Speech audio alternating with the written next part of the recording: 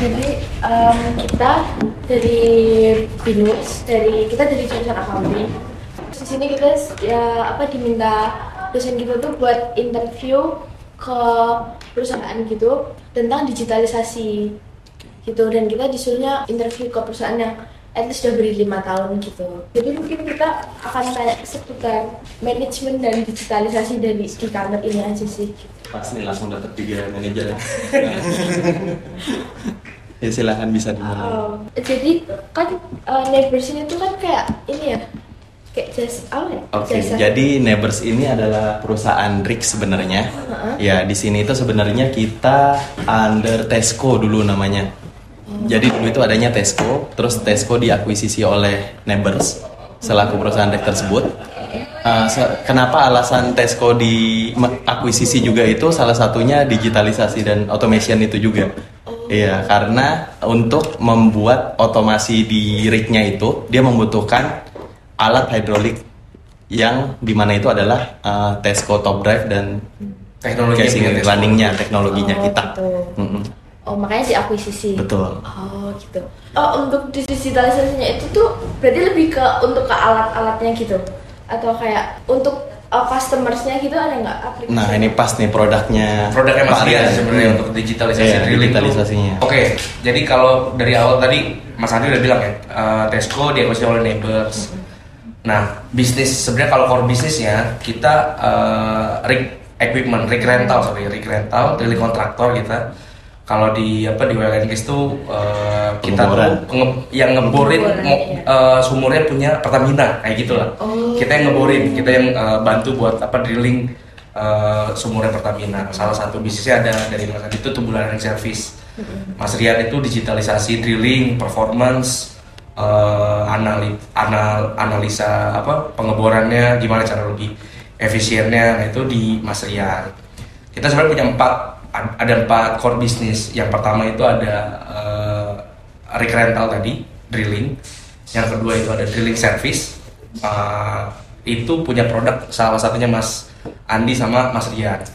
Produknya namanya, kalau Mas Rian itu rig cloud, kalau Mas Andi kita punya jasa tubular running. Ada yang ketiga itu rig equipment. Rig equipment, jadi selain tadi kita ngerentalin rig gitu kan, kita nyewain rig, tapi kita juga jual barang-barang. Jual alat-alatnya, jual spare partnya. Kita juga sebagai bengkel. Jadi kalau misalnya contohnya kalian punya mobil nih, misalnya BMW gitu kan, misalnya punya mobil BMW otomatis servisnya ke BMW gitu kan, nggak servis ke Honda gitu kan. Nah, kita sebagai produsen atau manufaktur equipmentnya Kenrig, ya itulah kita juga sebagai own equipment manufacturer, sebagai OEM-nya juga kita gitu. Jadi customer beli equipment kita, nge-service-nya ke kita juga. Itu yang ketiga. Yang terakhir itu ada namanya energy transition. Kalau sering dengar kita lagi ke arah green energy gitu. Kita pengen lebih efisien, karbonnya pengen dikurangi. Nah, Bors juga punya satu divisi energy transition, tapi lebih fokus ke drilling activity. Jadi gimana caranya si drilling activity ini, kita kan sebenarnya pengen ngurangin karbon, tapi kan kita ngambil karbon nih gitu. Nah, gimana caranya buat ngurangin karbon pada saat kita melakukan aktivitas operasinya gitu. Ini begitu. Nah, kalau digitalisasi mungkin Mas Rian bisa lebih detail. Kalau misalkan digitalisasi buat customersnya itu ada nggak? Ada. Misalnya, ini kan setiap kita drilling itu akan ada data yang di-generate. Oke. 20 tahun yang lalu itu datanya di display dalam bentuk scroll pattern. Scroll graph kayak kalau gempa tuh. Iya. Nah, iya. Mungkin 20-30 tahun yang lalu, mungkin nggak segitu, 15-20 tahun yang lalu, data pengeboran itu recordnya di scroll paper tadi. Jadi misalnya kita ngebor 3.000 meter, nah yaudah scroll papernya itu ada. Bayangin berapa gulung tuh kalau gulung. Nah, zaman dulu. Yang ada digitalisasi kita nggak perlu paper lagi. Record data di scroll paper tadi. Instead kita akan display datanya di scroll graph.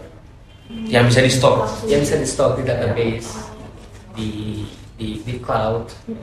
Di cloud dalam artian data yang di-acquire di rig juga akan bisa dilihat di kota misalnya kamu lagi ke Bali atau lagi dimanapun, kamu tetap bisa melihat data pengeboran misalnya terjadi di Sumatera atau di macam gitu. Yang tadinya harus telepon dulu, Iya. gimana sekarang lagi ngapain di sana gitu. Nah sekarang kalau misalnya nanti ada jadi engineer gitu ya, engineer rig gitu kan atau apa di lokasi, ya nggak perlu capek-capek lagi harus kerik buat tahu dia lagi ngapain. Terus taking decision-nya juga bisa lebih cepat, otomatis gitu kan dengan digitalisasi tadi, datanya bisa diakses di mana aja, jadi nggak cuman diakses di satu lingkup tempat aja gitu. Jadi memang si rig cloud ini makanya namanya rig cloud gitu kan, dia disimpannya di cloud, jadi bisa diakses sama siapa orang-orang yang punya akses ke situ di mana aja. Udah ada di Apple Store sama Play Store Ada di juga Apple Store, aplikasinya. ada di App Store juga. Android. juga. Iya.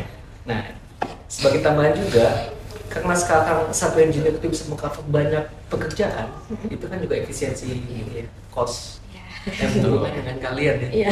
accounting ya. Nah, Kalau dulu misalnya satu orang untuk satu kerjaan di rig, kan mereka harus langsung visit ke rignya, mereka harus stay di sana, mereka operasi gitu. Karena udah ada teknologi digitalisasi ini, mereka bisa cukup santai di office dan mereka bisa memonitor banyak pekerjaan, 5-10 pekerjaan. Artinya kan misalnya awalnya satu untuk satu rig dengan ada 10 job, artinya mereka bisa merefocusing dana. bahkan kalau misalnya dari akunting ya, dari finance gitu ya, kalau dari sisi finance salah satu feature-nya Recloud juga gitu. Kalau misalnya ke keuangan gitu, kita bisa bahkan gajinya si orang-orang yang kerja di rig tuh itu bisa kita bisa masukin di cloud itu dan bisa dianalisa dari situ gitu. Pengeluarannya totalnya berapa, nanti pengaruhnya ke berapa jam kerja tuh si orang di rig itu gitu kan pengaruhnya ke sana. Bayarannya kan ada yang per jam, ada yang per hari gitu kan. Ya ini bagus karena di belahan dunia lain kan pekerjaan itu dibayarkan per hour gitu. Iya. Jadi wage per hour. Yang wajib per hour. Ya, makanya di tracking banget tuh. Mungkin di Indonesia nggak gitu ya, karena kita bayarnya berapa per Per hari, per bulan gitu kan. Misalnya ada per hour gitu kan. Makanya, ya gitu. Itu juga digitalisasi. Akan lebih gampang tracking kalau semua ada di display. Oh, tapi kalau di university berarti bayar per hour, office hour atau masih Gaji sama kita ya kayak masih di per bulan. Di office ya, di office. Office ya.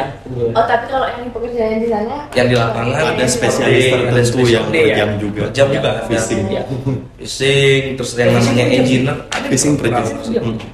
Ada yang per jam tuh kayak engineer yang di manufaktur untuk ngedesain itu per hour juga. Drawing itu dia bikin drawing. Oh ya. Dia butuh Engineering. berapa jam buat nge-generate satu drawing itu per jam juga. Gitu. Berarti semakin lama ininya Makin banyak duitnya. Terus untuk neighbors ini berarti cuma jual alat, tapi ada apa kayak servis pengeborannya ada? Ada. Yang tadi saya bilang, jadi kita jual dulu, kita manufaktur, kita bikin kayak Honda, BMW, kita manufaktur, kita bikin mobil gitu ya misalnya. Kita bikin ada satu alat namanya casing drive system, CDS, mereknya ya Kendrick gitu ya, mereknya Kendrick. Kalau di luar ya mereknya Honda, ya Suzuki, Yamaha, bla bla bla gitu kan. Nah, kita mereknya Kendrick. Nah itu barang itu kita jual ke customer pada saat kan pasti ada masa ini ya, masa operasinya gitu ya. Ada suatu waktu, jadi kita kasih, kalau kalian beli mobil, beli HP, dikasih buku panduan kan. Nah itu kita kasih juga buku panduan ke yang beli. Nah di buku panduan itu ada cara menggunakan, ada cara perawatan. Nah ada perawatan yang memang bisa dilakukan sendiri gitu kan.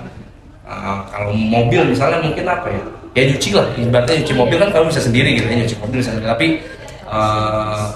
ganti ban oke lah, masih bisa sendiri. Tapi kalau udah ke mesinnya, udah ke sensor segala macam, otomatis harus balik ke bengkelnya lagi. Nah itu yang kita punya gitu di sini. Kita selain jual, selain rental, kita juga servis buat barang-barang yang sudah dibeli sama. Kita bilangnya aftermarket sales service, AMSS.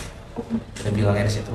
Terus kalau yang rental itu berarti kayak cuman minjemin aja atau sekalian sama ada orang engineer yang Ada engineer-nya juga. Oh. Jadi satu paket kita kalau kita ngerentalin barang, ibaratnya kalau mobil, balik lagi ke mobil ya supaya gampang analoginya. Iya. Nggak lepas kunci gitu. Tapi include sama driver kan, gitu. Oh, Sama iya. engineer gitu kan. Itu sama engineer sama spesialis. Oh Gitu. Jadi ada tadi si casing drive system ini dioperate oleh orang yang neighbor juga gitu. Karena harus ada ya itu ya, maksudnya keahlian khusus lah ibaratnya untuk bisa mengoperasikan alatnya gitu. Terus pertimbangan apa aja buat untuk membuat teknologi itu diadaptasi ke digitalisasinya? Timbangannya apa aja gitu ya? Iya. Yang jelas Ya, cost pasti tadi. cost. Yang jelas Iya, tadi cost. Nah, untuk mengoperasikan suatu pekerjaan itu akan ada beberapa orang yang kerja di rig 4, kita bilang rig 4. Nah, tapi bukan ada teknologi yang mungkin awalnya satu pekerjaan itu dikerjakan oleh 10 orang, 5 orang. Bukan ada teknologi mungkin hanya akan dikerjakan oleh 2 orang, 3 orang. Nah, ini kan kembali lagi ke efisiensi ya. Ke cost efisiensi, terus juga lebih safe, lebih safety gitu ya. Karena biasanya bayangin dalam satu tempat terbatas gitu ada 10 orang kan bersarang ya, sempit segala macam, bahaya. Tapi bukan tadi ada digitalisasi, jauh berkurang juga orang, jadi jauh lebih safety juga. Lebih efisien di cost, lebih safety, lebih cepat ya. Tadi efisien otomatis bisa lebih cepat gitu kan. Itu juga yang jadi pertimbangan. Dan mensederhanakan proses pelaporan juga ya, bisa reporting gitu dari misalnya udah harus ada yang input terus satu-satu bikin laporan, ini udah bisa auto semuanya. Iya. Kalau mungkin khususnya ke ini produknya di kita yang satu lagi tuh supaya bisa analisa analisa performance si rig-nya sendiri gitu kan. Yang dulu tadinya ya kita nggak bisa real time kan, kalau sekarang real time, jadi mau kapan aja kita nge-review performance rig gitu kan. Gini hari ini misalnya Mas Rian mau lihat rig-nya, kita ada rig di Filipina nih, performance-nya gimana nih, kok kenapa ngebornya lambat gitu, itu bisa sekarang dilakukan. Kalau dulu kan nggak bisa, kita cuma bisa evaluasi setelah terjadi untuk selanjutnya gitu kan. Kalau ini sekarang kita bisa real time gitu untuk pengambilan keputusan. Ada rapornya lah ibaratnya setiap hari setiap gitu, section. Terus juga yang paling gampang itu kan di-detect untuk pekerjaan dilakukan oleh manusia ya. Nah, itu kan gampang, misalnya manusia A mengerjakan satu pekerjaan dalam 5 menit, tapi manusia B setengah jam gitu kan. Ada perbedaan, ada apa besar ya. ekstra Itu yang gampang di-tracking dari digitalisasi. Kalau faktor yang mendorong sama menghambat untuk mengimplementasi teknologi tersebut ada nggak? Yang menghambat, yang mendorong itu? Servernya. itu Server. Regulasi Indonesia. Regulasi. Server in country. Karena di belahan dunia kita sebenarnya teknologi digitalisasi itu masih belum ini dia masih belum common gitu ya, kayaknya sama apalagi di industri kita ya, di industri oil and gas gitu. Datanya kan dianggap sangat konfidensial Sangat dan nggak konfidensial. boleh keluar sama sekali. Jadi kalau kita menggunakan cloud dianggap ini datanya sampai ke Amerika dan bisa disalahgunakan. Jadi seperti cloudnya itu. harus ada di Indonesia. Betul. Yang tadi Mas Andi bilang servernya harus ada Iya, di Indonesia. harus di keep di kita. Itu yang sekarang challenge kita lah ya, challenge-nya neighbors tuh gimana caranya bisa kita build server atau build infrastruktur siapa si server itu di in country di Indonesia. Jadi kita patuh sama regulasi karena memang regulasinya seperti itu. Jadi data sumur itu kan konfidensial, nggak mau tuh kita diketahui sama tetangga ibaratnya gitu kan. Ada minyak di mana, ada jaringan gas di mana, itu nggak bisa kita kasih ke yang lain. Sesama ASEAN aja bisa berbeda. Filipina aman kan contohnya tuh. Filipina nggak masalah. Filipina nggak masalah. Di Filipina mau data itu keluar negeri, mau keluar angkasa gitu kan, dia nggak peduli. Itu beda ya? Tapi di Indonesia beda. Di Indonesia punya peraturan sendiri terkait sama data, apalagi data pengeboran. Jadi jawabannya itu ya, mengapa itu regulasi karena mungkin Itu balik lagi. Selain tadi si regulasi, mindset mindset orang kita nih. Iya. Yang kadang konvensional ya. gua santai aja kok, gua pakai ini nggak masalah kok gitu kan. Padahal jadi kadang gini, kalau analoginya misalnya balik lagi ke mobil kamu pakai 100.000 kilometer misalnya ya kan, pakai 100.000 kilometer terus mau ganti spare part di bengkel mamat gitu. Oh, spare partnya sama kok itu gitu kan, spare partnya sama kok, cara gantinya sama, padahal beda gitu. Kalau diganti dikit otomatis dicek, dites dulu. Nah itu kadang mindset orang kita yang gue pakai ini juga nggak masalah kok, gue nggak butuh nih digitalisasi. Itu yang challenge kita itu juga kan. masih jalan kok. Masih jalan nggak apa gue ganti gitu kan. itu challenge-nya kalau dari sisi sales ya. Dari sisi sales, dari sisi ngedevelop bisnis, merubah mindset Kayak kakek nenek lah, dikasih Android, dikasih iPhone, nggak mau Nokia yang ini aja. Iya aja deh cukup gitu kan. Padahal bisa membantu lebih banyak kan kalau kita kasih yang lebih canggih itu bisa membantu lebih banyak. Gitu. Makanya jadi ada trial misalnya percobaan itu misalnya kayak kakek nenek kita dikasih video ini bisa begini loh dia Bisa lihat video oh iya ya jadi jadinya bagus suka ya, gitu. Bisa nambah pengetahuan nih gitu kan. Ya gitulah kalau dari sisi apa ngejualnya gitu ya kan kita tadi ngejual juga si digitalisasi ini ya ngapain kita develop kalau kita nggak mendapat uang gitu kan. Gitu. Selanjutnya, apa Neighbors ini ada teknologi digital yang belum diadaptasi atau masih direncanakan dan alasannya kenapa? Ya itu ya karena kebetulan jadi aku yang ini mencoba mengembangkan dari segi operasi. Maksudnya aku dengan Edi dan Mas Andi kita bertiga secara tim coba ekspansi untuk pasar Indonesia terkait teknologi itu udah ramen termasuk record yang pegang banyak yang produk-produk yang karena dimulainya dari situ dari digitalisasinya dulu sudah install gitu ya sistem lah kalau ibaratnya di HP OS-nya udah ada nih mau dipakai apa aja kan mau diinstal apa aja aplikasi bisa gitu kan yang penting OS-nya terinstall dulu nih itu yang kita ini aku kesana gitu. Jadi kita andaikan dengan iPhone, iOS-nya ada, artinya kan menambah aplikasi selanjutnya gampang aja ya, nambah notes, nambah maps, nambah itu. Nah itulah yang kita kerjakan. Yang kita kerjakan di Indonesia itu, artinya itu yang tadi dia bilang kita mencoba install iOS-nya dulu, kita mencoba Google Message-nya dulu ke pasar di sini. Baru nanti edit value-nya kita bilang ini bisa ini loh, bisa begini loh. Gitu, kita pakai AI juga, teknologi AI juga kita pakai. Betul. Bahkan Nabors ada satu-satunya rigs otomatis kita itu punya, di Permian Basin ya. Iya, sama Exxon Mobil. Dulu. Jadi kita punya satu rig yang full otomatis satu-satunya di Indonesia, di dunia yang operate hanya dengan satu tombol. Iya. Full otomatis. Jadi cuma satu orang aja yang ngelihat itu jadi challenge ya. Banyak orang yang mikirnya kayak gitu tuh. Ini semuanya pakai robot, semuanya otomatis, matikan pekerjaan. Mengurangi itu kan ya memang ya kita namanya efisiensi, tapi tidak menghilangkan. Karena si robot ini, si mesin ini butuh maintenance. Kalau nggak ada orang, mau siapa yang maintenance? Mau siapa yang operasiin? Gitu. Dan satu orang nggak mungkin bisa ngerjain semuanya. Gitu. Kayak diri tuh equipmentnya banyak. Ada pompa, kayak di rumah kita ada pompa.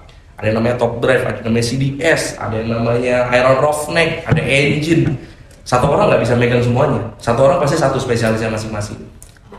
Itu jadi memang yang tadinya satu unit, misalnya satu unit equipment yang tadinya megang 3 orang, sekarang cukup satu gitu. Tapi tidak menghilangkan sama sekali gitu. Gitu, tidak menghilangkan sama sekali.